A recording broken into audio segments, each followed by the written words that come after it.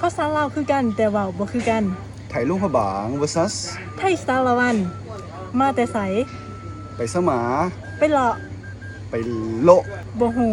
อีฮูซ้แอง ำคันจอง กังกดหรือว่ากด เงินคั่วทางก่อย กระตาก ระสาก ระเป๋าก ระตาบ หมากแอปเปิ้ล มักโปม ดอกดาวเฮือง ดอกคิว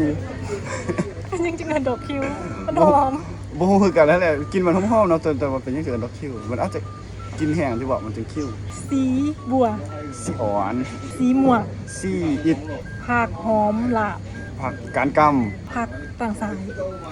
ผักซานาลี หน่องแม่เถา แม่นาย โนเอื้อยแม่เถาดิ บ่มี ผลิตคำมาบ่ครบอ่ะ ก็เอิ้นไม่เท่าปกติเลยเนาะคันเอิ้นไม่เท่า พี่ลึก ตังโพตังเรือกังแกไม่เรือกำลังกังแก